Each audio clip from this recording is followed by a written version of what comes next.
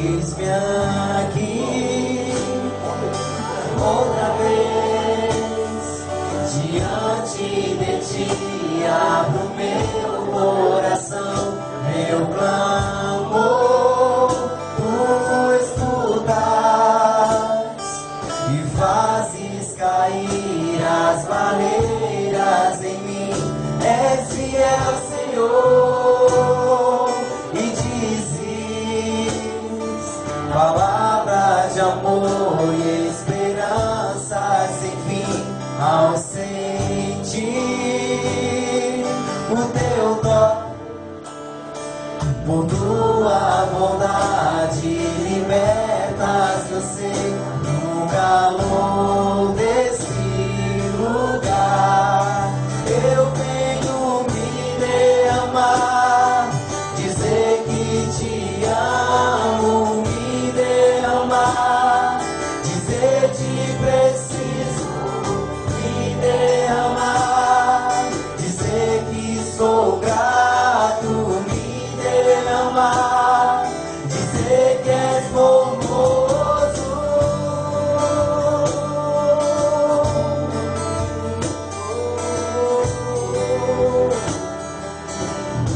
Declarar: eis-me aqui outra vez diante de ti, abro meu coração, meu clamor, tu escutas e fazes cair as barreiras. Declare-me: és fiel, Senhor, e dizes palavras de amor e esperança sem fim. Ao sentir o teu toque, por tua bondade libertas meu ser no calor desse lugar. Eu venho me derramar, dizer que te amo, me derramar,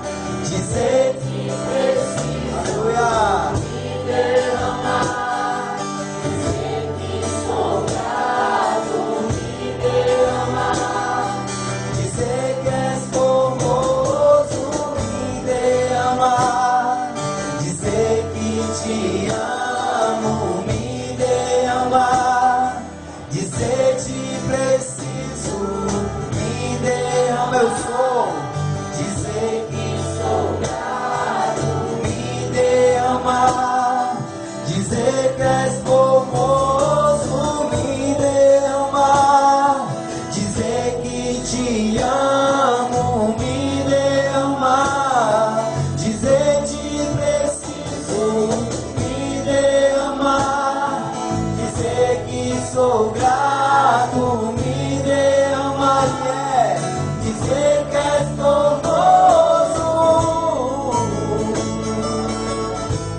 Só tu és, Senhor, dizer que és formoso.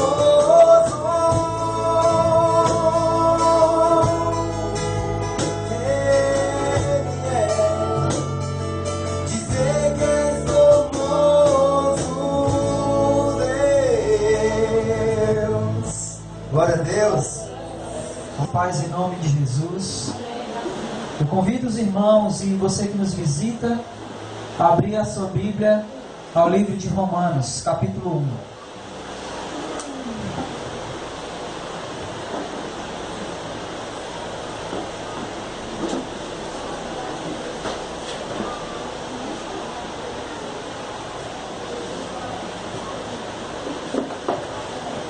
Carta de Paulo aos Romanos, capítulo 1.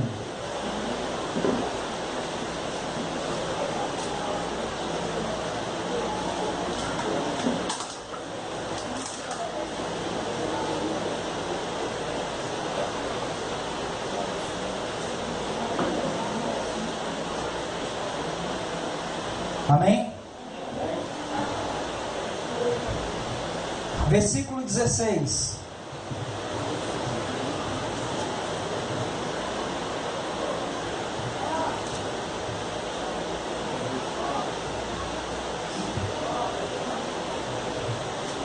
Diz assim: pois não me envergonho do Evangelho, porque é poder de Deus para a salvação de todo aquele que crê, primeiro do judeu, também do grego. Vamos orar. Amado Deus e Pai bendito, que toda honra, glória, louvor e adoração sejam dados única e exclusivamente ao Senhor. Que nessa noite que nos reunimos em Teu nome, que o Teu nome tenha sido engrandecido, esteja sendo engrandecido, louvado, Aleluia. E adorado, Senhor. Glórias a Ti. E somente o Teu nome. E assim como somente o Teu nome foi e é engrandecido, exaltado e adorado, que somente a Tua palavra seja ouvida neste momento, Senhor. Que nós não possamos dar atenção a nenhuma outra coisa a não ser a Tua palavra. Glórias a Deus. Que nós possamos ouvir a Tua voz através da Tua palavra. Que nós possamos ouvir a Tua vontade, Senhor, para as nossas vidas através da Tua palavra. Que os achismos, que as vontades humanas, que as interpretações errôneas, vinda de um coração autoritário, de um coração ganancioso, de um coração arrogante, que tudo isso, Senhor, caia por terra e que apenas a Tua palavra prevaleça, Senhor. Aleluia. Em nome de Jesus. Porque não estamos aqui para fazer a nossa vontade, mas sim a Tua. Não estamos aqui para andar segundo as nossas expectativas, segundo o nosso bem-querer, mas que a nossa regra de fé e prática verdadeiramente sejam as Escrituras Sagradas, a Tua palavra, Senhor. Em nome de Jesus. Em nome de Jesus é que oramos e Te bendizemos hoje e sempre. Amém, Senhor. É interessante nós ouvirmos Paulo dizer algo como: não me envergonho do Evangelho. E se nós atentarmos para a palavra que ele acabou de falar, que ele escreveu, que nós acabamos de ler, talvez uma pergunta que venha à nossa mente é: Paulo tinha razões para ter vergonha do Evangelho? Paulo tinha motivos para ter vergonha do Evangelho? Então, se nenhum motivo, se nenhuma razão Paulo havia ou tinha para ter vergonha do Evangelho, então por que Paulo escreve que eu não tenho vergonha do Evangelho? Eu de maneira nenhuma me envergonho desse Evangelho, porque é poder de Deus para a salvação de todo aquele que crê. Para entendermos o motivo pelo qual Paulo escreve e registra, deixa registrado que ele não tinha vergonha desse Evangelho, é necessário nós entendermos o ambiente cultural e histórico do que estava acontecendo e do que circulava nessa época em que Paulo escreve a carta aos Romanos. Talvez a carta aos Romanos seja a carta que Paulo escreve numa linguagem mais refinada. A linguagem da carta aos Romanos é uma linguagem muito, vamos dizer assim, muito além de uma simples carta para pessoas comuns. Parece que o apóstolo Paulo está escrevendo a um público de um nível cultural muito alto. E parece não, na verdade ele está. Ele está escrevendo para pessoas em Roma, onde o nível cultural era muito alto, e também para pessoas gregas, que naquela época, escolas filosóficas de vários tipos de pensamentos reinavam naquele lugar e naquela época. Então, a linguagem da carta de Paulo aos Romanos é uma linguagem muito culta. E o motivo pelo qual Paulo está dizendo aqui que não se envergonha do Evangelho ambiente de intelectualismo que reinava naquela época, ele dizia que ser cristão ou crer nas doutrinas cristãs era ser radicalmente religioso a ponto de ser ridículo. Os gregos diziam, olha, isso é ridículo. Cristão, acreditar num Galileu que morreu, que era filho de Deus e que morreu pelos pecados da humanidade, isso é ridículo. E mais ainda, é ridículo que esse mesmo Galileu, filho de um carpinteiro, e que ele se auto-intitulava filho de Deus, é mais ridículo ainda que ele, além de ter sido morto, ao terceiro dia, ele ressuscitou. Não, isso é ridículo. Vocês acreditam nisso? Então aquele ambiente intelectual daquela época ridicularizava o cristianismo. Pelo fato deles terem os cristãos como os religiosos fanáticos. E os judeus, por outro lado e por sua vez, também tinham o cristianismo como uma pedra de tropeço. Se por um lado os gregos diziam que era ridículo acreditar na ressurreição, por outro lado tinha os judeus que diziam, olha, isso é blasfêmia. Como é que um homem, um Galileu, alguém que veio das regiões lá da Galileia, como disse lá Natanael, né, pode vir alguma coisa boa dali? Então como é que pode um Galileu, um simples carpinteiro, reivindicar o título de Messias, de Cristo, do escolhido, do enviado de Deus, e outra mais? Além disso, além de reivindicar o título de Messias, além de reivindicar o título de Filho de Deus, de ungido, de escolhido, ele ainda por cima diz que perdoa pecados. Só quem pode perdoar pecados é Deus, então isso é blasfêmia. Então se por um lado tinha os gregos dizendo isso é ridículo, por outro lado tinha os judeus dizendo isso é blasfêmia. E com isso, o título, por assim dizer, de cristão, era ridicularizado. As pessoas ridicularizavam. Elas diziam, como é que você pode acreditar nisso? Você, Paulo, tão inteligente, tão estudado, conhecedor da cultura, conhecedor das filosofias, conhecedor de tudo isso, você acredita nessas historinhas? Não, Paulo, como é que pode? E é nesse ambiente que o apóstolo Paulo escreve, eu não me envergonho do Evangelho.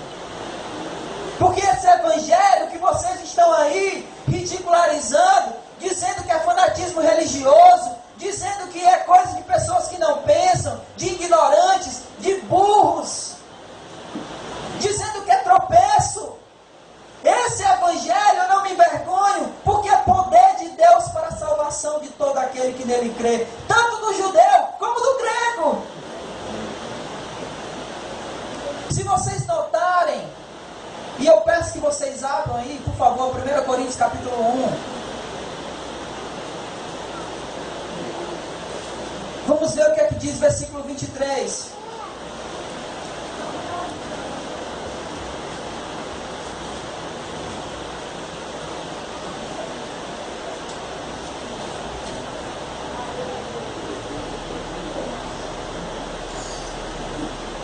Eu peço que um irmão da voz bem grave leia esse versículo para nós.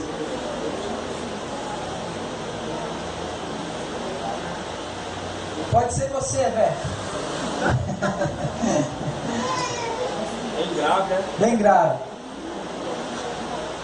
Mas nós pregamos a Cristo crucificado, escândalo para os judeus, loucura para os gentios. Está vendo só?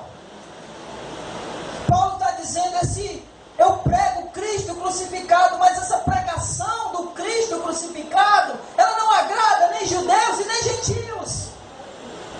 Porque para os judeus é escândalo. de Deus. E para os gregos, para os gentios é o quê? É loucura. Como é que um homem, ao terceiro dia, ressuscita e diz que ao fazer isso, ele perdoou os pecados de toda a humanidade? Isso não faz sentido. É loucura. Ninguém em juízo perfeito pregaria isso. Pelo contrário, ficaria com vergonha. E aí o apóstolo Paulo diz, aqui em Romanos capítulo 1, versículo 16, eu não me envergonho do Evangelho. Para mim, vergonha, jamais. Porque o Evangelho é poder de Deus para a salvação de todo aquele que nele crê. Tanto vocês judeus que estão dizendo que isso é escândalo, como vocês gentios que estão dizendo que isso é loucura. Se vocês crerem, vocês serão salvos em Cristo Jesus, pela fé. E aí, olhando para todo esse ambiente que o apóstolo Paulo estava escrevendo aqui, eu fico pensando que para nós, será que nós temos vergonha do Evangelho? Será que nós temos motivo para ter vergonha do Evangelho? Será que nós vivemos num ambiente onde o Evangelho ele é ridicularizado? E essa ridicularização do Evangelho tem nos feito causar vergonha, tem nos envergonhado. Se por um lado nós podemos dizer, como o apóstolo Paulo, eu não tenho vergonha do Evangelho, por outro lado nós podemos dizer, sim, eu tenho vergonha do Evangelho, mas não do Evangelho de Jesus, mas do Evangelho que tem sido pregado como Evangelho.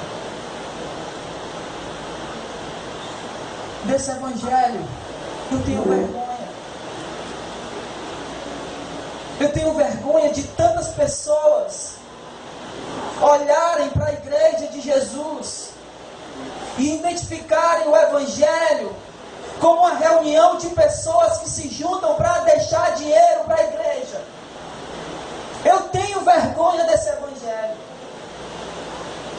Eu tenho vergonha de um Evangelho onde um líder passa 24 horas por dia, como disse um amigo meu. Como é que pode um cara passar 24 horas por dia pensando em como arrancar dinheiro dos outros? Sim, desse Evangelho eu tenho vergonha. Eu tenho vergonha de um Evangelho onde se promete riqueza para todo mundo, simplesmente pelo fato de você chegar na igreja e fazer uma oferta de compromisso com Deus e dizer, olha, aquilo que você está deixando aqui como oferta, Deus vai te dar 10, 100 vezes mais. Desse Evangelho eu tenho vergonha. Eu tenho vergonha de um Evangelho que promete mundos e fundos, que promete às pessoas prosperidade, que promete às pessoas que se elas vierem até Jesus, elas nunca mais terão problemas, elas nunca mais ficarão doentes, elas nunca mais passarão dificuldades. Desse Evangelho eu tenho vergonha.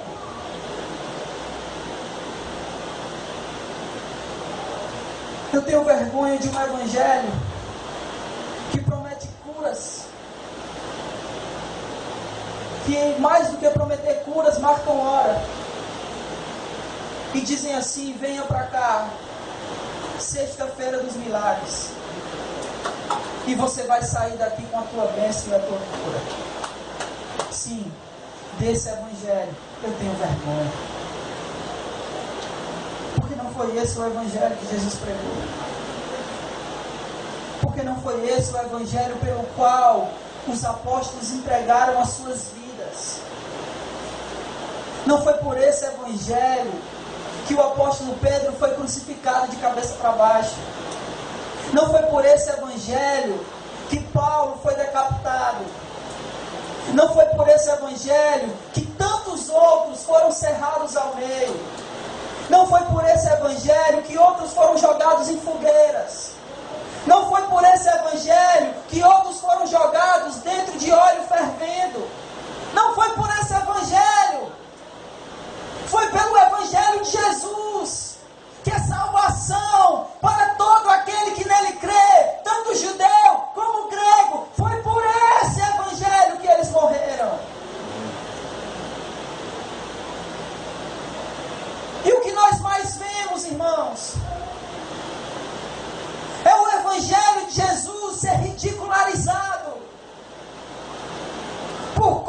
de pessoas que mostram ao mundo uma faceta de um evangelho que nem evangelho é. Como o apóstolo Paulo escreve aos Gálatas, ele diz, eles têm adulterado o evangelho, mas de fato não é o evangelho que eles têm ensinado. E essas coisas nos traz dois tipos de sentimento. Um é raiva, porque as pessoas que ensinam, elas sabem o que elas estão ensinando. E a outra é pena. Pena das pessoas que se deixam levar. Às vezes porque são pessoas necessitadas e que são exploradas por causa desse mecanismo da fé, que é altamente lucrativo. Porque se você tem um filho em casa, passando fome, você vai na igreja e você escuta o pastor dizer assim: olha, deixa aqui uma oferta e que você nunca mais passará fome, os seus filhos lá não faltará mais o que comer, deixa uma oferta aqui e deixe Deus agir. Com certeza você vai deixar tudo que você tem, porque você não quer ver o seu filho sofrer.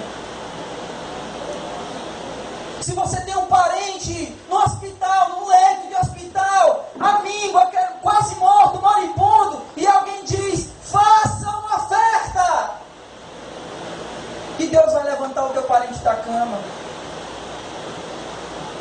Ontem nós estávamos comentando sobre uma pessoa da minha família que ele casou recentemente e ele tinha comprado tantos móveis da casa dele, como o material para a construção da casa dele, e ele comprou no cartão da sogra. E por infelicidade, a sogra dele faleceu. E como ele tinha comprado tudo no nome dela, toda a dívida que ele tinha adquirido, ela foi extinta. E aí nós estávamos comentando o seguinte: se perguntar para a moça que perdeu a mãe, mas quitou a dívida, pergunta para ela se ela queria a mãe ou se ela queria a dívida. E aí até a gente estava comentando, a Nara disse assim: eu pagaria era 2 vezes essa dívida para ter minha mãe. Quanto você pagaria pela saúde de uma pessoa que você ama? Quanto você pagaria para que o seu filho saísse das drogas, ou seu marido deixasse a bebida e viesse para Jesus? Quanto você pagaria? Você daria a sua casa, o seu carro, tudo que você tem, para ver as pessoas que você ama vindo libertas e salvas para Jesus. E é esse mecanismo da fé que é explorado. E eu tenho pena das pessoas que são exploradas por esse mecanismo, desses lobos que têm devorado ovelhas. E a nossa luta é árdua, porque a gente ensina, esperando que o povo entenda que o Evangelho não é isso, que o Evangelho é o poder de Deus para a salvação. Deus não promete prosperidade para todas as pessoas que vêm a Ele. O que nós precisamos entender, meus irmãos, é que se algumas pessoas, se cristãos prosperarem, amém, Deus quis assim. Mas o que nós precisamos entender é que Deus não promete isso para todo mundo que vem a Ele. Se uns vierem a prosperar, glória a Deus, mas isso será, sei que eu posso dizer assim, um bônus para aquilo que Deus já fez, que é a salvação. O meu clamor aqui é dizer para vocês: não se deixem enganar. Não se deixem enganar por pessoas que vão usar o mecanismo da fé para tentar extorquir, a palavra é essa, arrancar dinheiro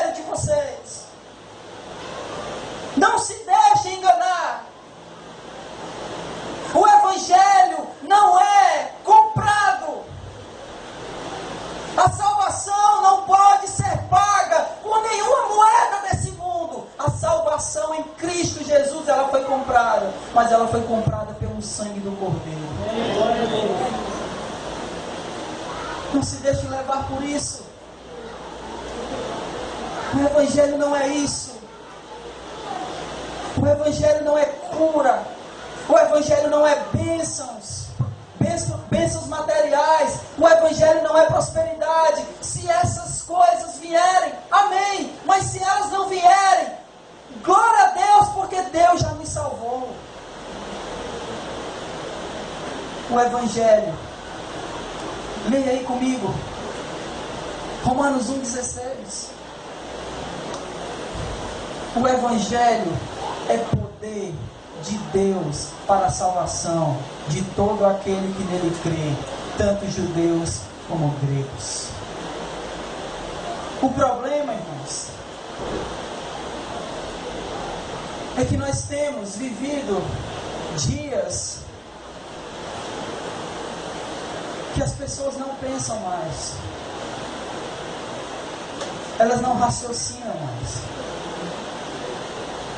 elas não usam mais o seu intelecto. Ontem lá em casa eu e o Everton estavam assistindo um filme, aquele antigo com o Schwarzenegger, o Vingador do Futuro.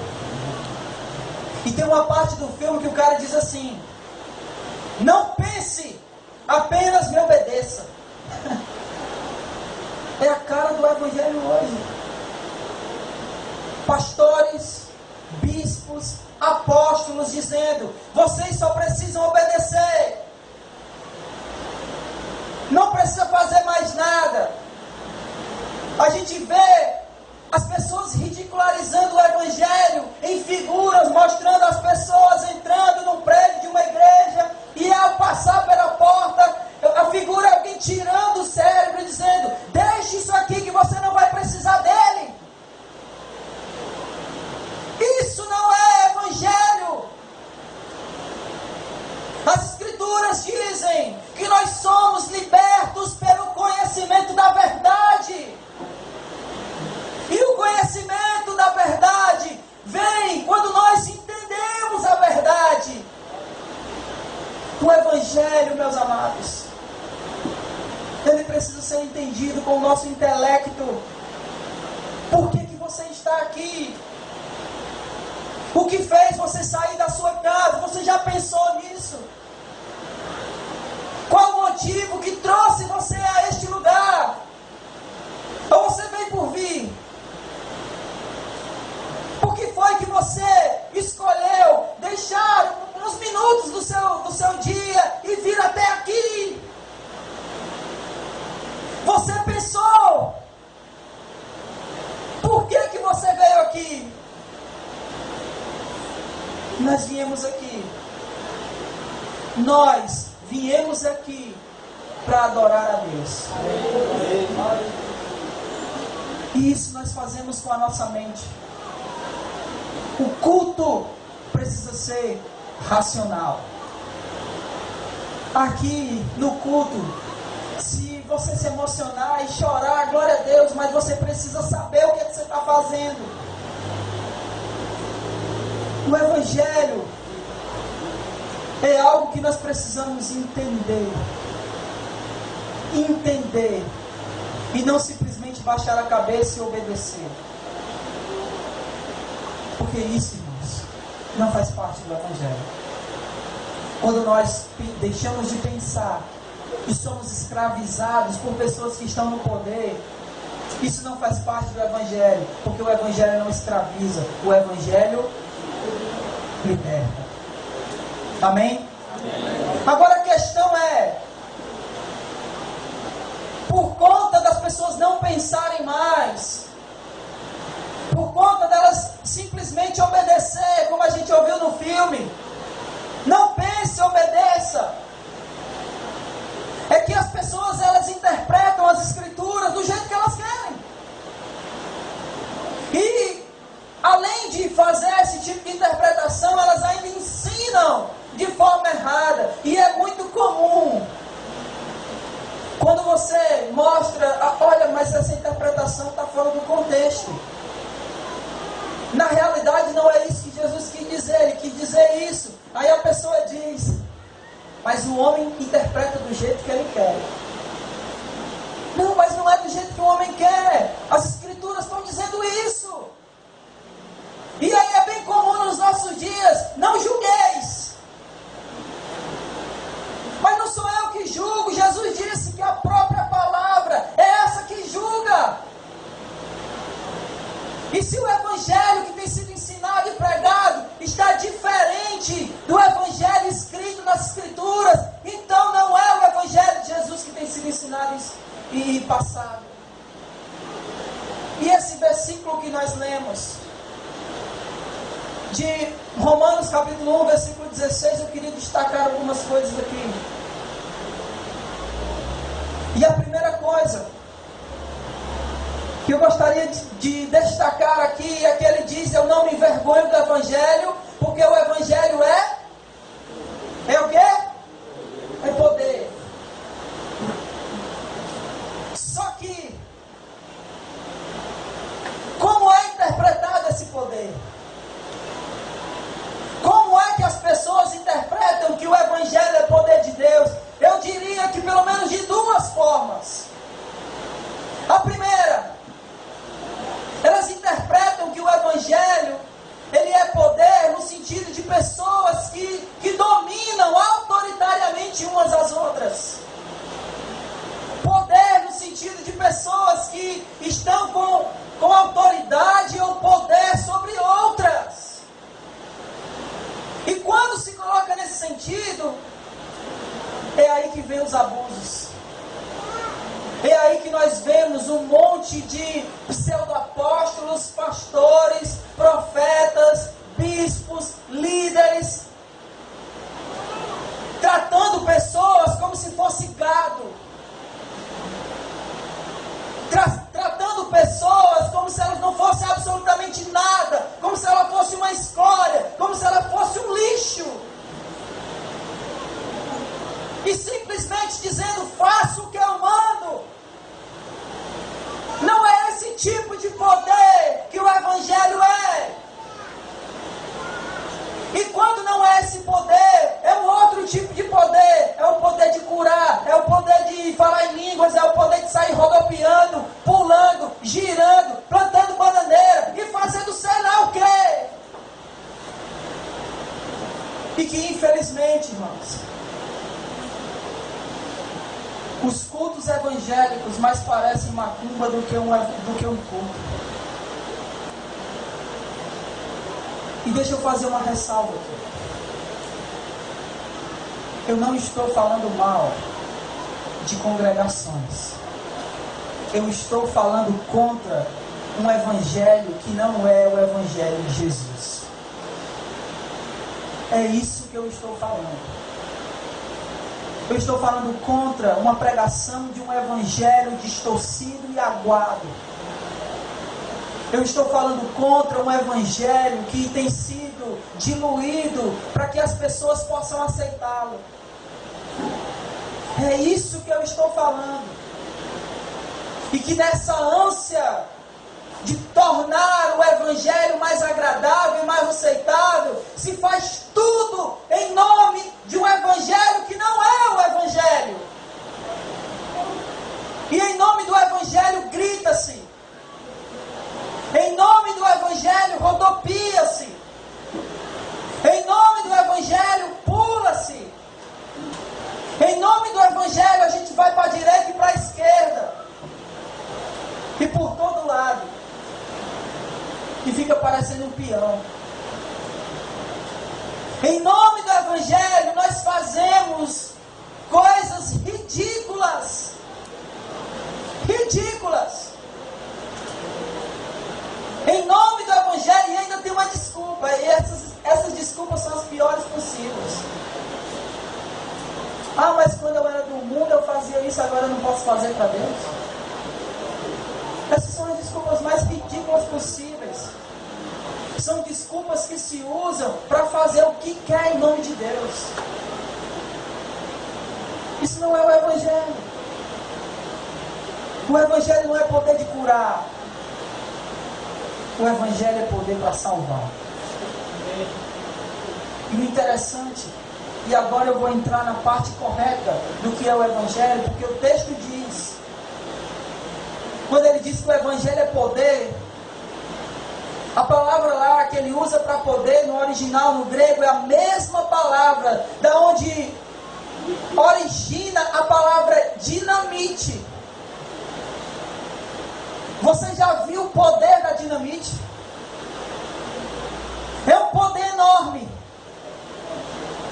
É isso que o apóstolo Paulo está dizendo. O poder de Deus para salvar é um poder enorme. E tinha que ser. Porque para nos tirar desse mundo, só um poder muito forte.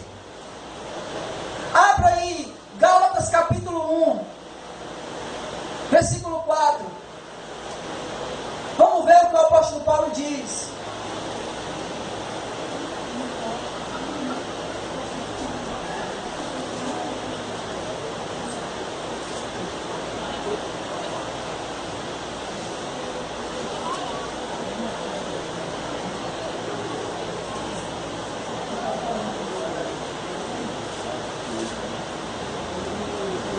O que diz aí?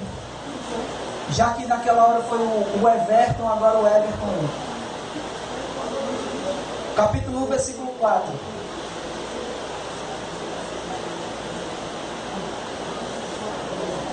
O qual se entregou a si mesmo pelos nossos pecados, para nos desarraigar deste mundo perverso, segundo a vontade de Deus, de nosso Deus e Pai. Vocês ouviram aí? Nós fomos desarraigados deste mundo. Você já capinou com a mão e arrancou o mato pela raiz? Relativamente é fácil, não é? Mas você já tentou arrancar com a mão uma grama? Ou você já tentou arrancar com as suas próprias mãos uma árvore? Quanto poder seria necessário para arrancar de um chão uma árvore imensa, cujo tronco você não conseguiria abraçar com suas mãos? É nesse sentido que o apóstolo Paulo está dizendo que nós fomos desarraigados deste mundo, porque nós estávamos com as nossas raízes plantadas neste mundo, mas o poder de Deus para nos tirar, para nos desarraigar deste mundo, foi tão grande que Ele nos arrancou com suas mãos e nos salvou. Por isso que esse poder tinha que ser grande, por isso que tinha que ser um poder tal qual o poder de uma dinamite, que tem força para nos arrancar deste mundo e nos levar para junto, nos reconciliar com esse Deus Todo-Poderoso. É isso que é o poder de Deus. O poder de Deus para salvação. Não é o poder de Deus para curar. Não é o poder de Deus para prosperar. Não é o poder de Deus para enriquecer. Não é o poder de Deus para te fazer feliz. Aliás, se a nossa felicidade não estiver em fazer a vontade de Deus, nós nunca seremos felizes. A nossa maior alegria precisa ser em adorar e servir a esse Deus. Enquanto nós não tivermos alegria em servir a Deus, nós nunca seremos felizes, nem nos nossos relacionamentos, nem na nossa vida profissional. Não seremos felizes em nada, se primeiro não estivermos felizes em adorar e servir a esse Deus. É isso que consiste a salvação. E salvar, irmãos, salvar nada mais é do que ser justificado diante de Deus. Nós éramos culpados pelos nossos pecados, e ainda somos. Mas Jesus, pela sua morte na cruz, Ele nos justificou. e nos tornou justos diante desse Deus que é santo. E depois de nos justificar, Ele nos santificou, para que andássemos em santidade, para por fim nos glorificar. Porque naquele dia, quando o Senhor Jesus voltar, nós receberemos um corpo glorificado. Amém? Então a salvação consiste nisso: justificação, santificação e glorificação. Ainda estamos no processo. Cristo nos justificou, amém? Amém. Consequentemente, Ele nos santificou, amém? Mas ainda há de se manifestar o que haveremos de ser. Seremos glorificados. E ao ser glorificados, não haverá mais pecado em nossa vida. Não pecaremos mais. Aí sim, irmãos, Ele enxugará dos nossos olhos toda lágrima, porque não haverá nem dor, nem pranto, porque as primeiras coisas já passaram. Mas esse dia ainda não chegou. E enquanto esse dia não chegar, ainda passaremos por dificuldades aqui sim. Porque o Evangelho consiste nisso também. Consiste em, mesmo passando dificuldades, a gente consegue, a gente vai lá, a gente caminha.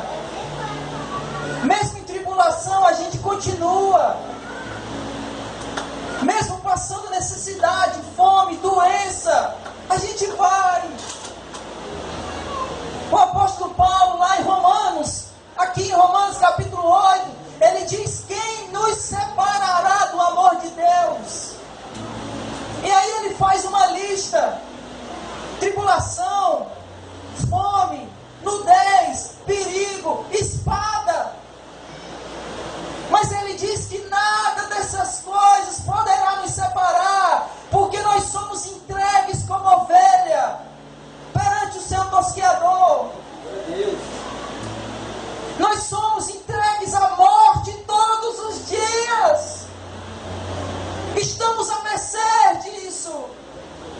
Mas sobre todas essas coisas, nudez, fome, perseguição, espada, aí ser entregue à morte, sobre tudo isso, nós somos mais do que vencedores em Cristo. Porque ainda que passemos fome, ainda que a gente não tenha o que vestir, ainda que a gente venha morrer pelo nome de Jesus, nada disso nos separará do amor de Deus. Como o apóstolo Paulo diz: viver é Cristo, mas o morrer é lucro. Morrer é lucro. Se nós morrêssemos hoje em Cristo, como seria bom. Não sentiríamos mais dor, não teríamos mais conta para pagar, iríamos viver eternamente nas mansões celestiais com Cristo. Glória a Deus. O que tem de ruim nisso? O que é passar necessidade aqui, tendo em vista uma eternidade tão gloriosa para nós? É nisso que consiste o Evangelho de Jesus, é saber que nós estávamos mortos em nossos delitos e pecados, e Cristo nos salvou, e Cristo nos deu vida para viver eternamente com Ele em glória. É nisso que consiste o Evangelho. O Evangelho não consiste numa conta bancária recheada. O Evangelho não consiste numa saúde perfeita, porque aqui iremos passar por tribulações e dificuldades. Quantos de nós ficamos doentes e passamos dias doentes? Se o Evangelho consistisse em termos uma saúde perfeita, nenhum de nós seria evangélico, porque todos nós sofremos isso. Mas o Evangelho consiste em crermos que Jesus morreu para salvar todo aquele que nele crê. É nisso que consiste o Evangelho de Jesus. Nunca se deixe enganar. Se alguém chegar para você e dizer que você precisa pagar alguma coisa para que a salvação de Jesus chegue até você, repreenda em nome de Jesus. Porque esse está cheio do diabo. E eu não digo isso baseado no que eu acho. Eu digo isso baseado no que as Escrituras nos ensinam. Porque Judas, quando o diabo entrou nele, ele simplesmente saiu e foi vender Jesus. Se você vê alguém vendendo Jesus, pode ter certeza que o diabo está nele. Não aceite. Não aceite outro evangelho que não consistir apenas no poder de Deus para a salvação de todo aquele que nele crê. Que Deus nos abençoe. Fiquemos de pé.